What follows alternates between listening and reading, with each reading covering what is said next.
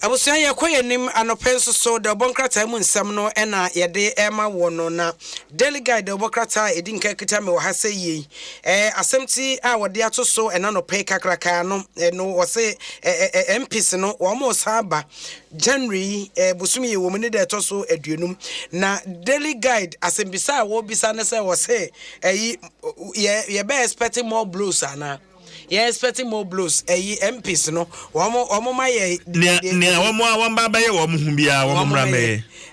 Say inform hu bia. Gabre omo. Say ntokwa no kra omo pa akui. Parliamentary marshals no kra omo nkopata omo mro omo wana de ne sibetuo no wafa no de akɔhye ho. Akui. De inform hu bia. Me say omo ba de dikan no a omo ba no omo pa omo fa nkontima atuo no ye jan ase kan hyehyɛ omo ho omo fa mra fi.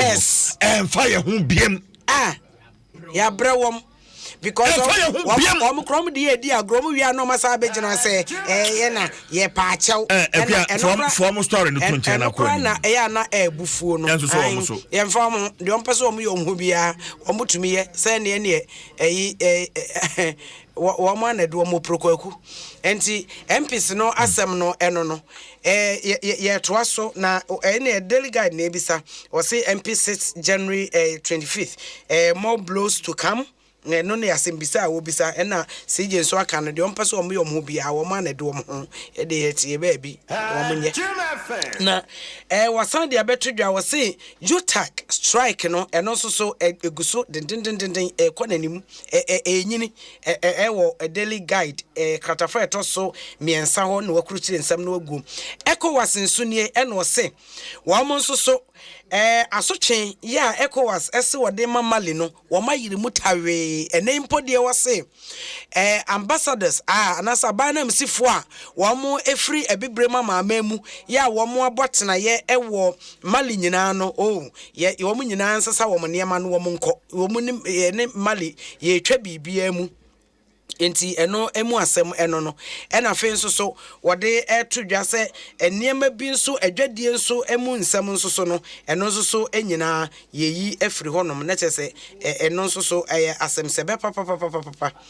asem sebe ewo ECOWAS ene Mali entem na nananso ena wobo Sky Group enso so abaso ena akonferenfo mebunu nkwala mamu anketenketi nipanum wo mo so se yache wom ena yedomo egu daily guide the obokrata no anim Jiti Ghanaian Times ese mampani edi atudwa ama GRA wose benchmark ye reverser no womo hold on answer ye mfa ye ntwensensen answer ne nkitahudie mapa enkoso kitahudie ndie koso amampani de yenso ye kan ne se Importers and Exporters Association the yenso ye kan ne se ade ne de manena baby da no am manna baby da no na reverser no ensan konkotwene baby efri se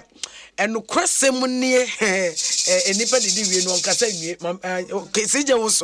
woso na de no gutafo ka ne sa no a ye nyina ye didi akire ne because anu ose enti se ye san emma reverser no so bana fei tax wave no kakra no a eba no so sa ekofri wode ne ye bewu enti mampani we enka suspension no kra de enka ye ntwam kra so ho na enka ne entra ba bi etena na ye nemom enka me na me hwe se ye din sa benchmark value we ne ba ye no 2 years ni 2019 and a buyer and said the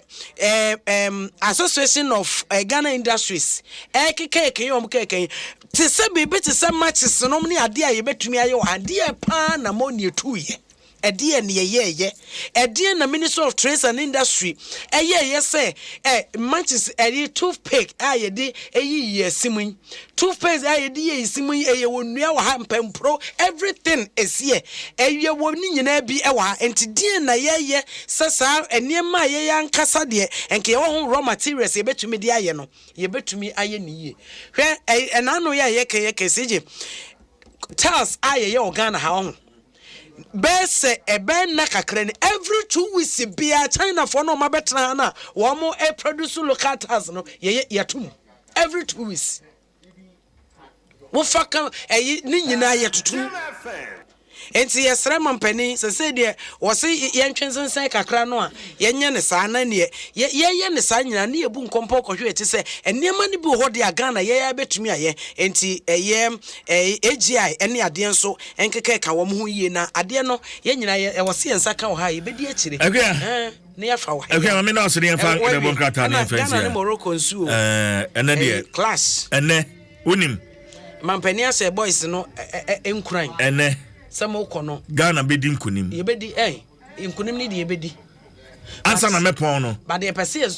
me prediction betuja ma me person me kama boys no so ti ase say Morocco enye team wo mresa wo mo ho otro akwa fire no fie kire ho ba ada se yemfansia for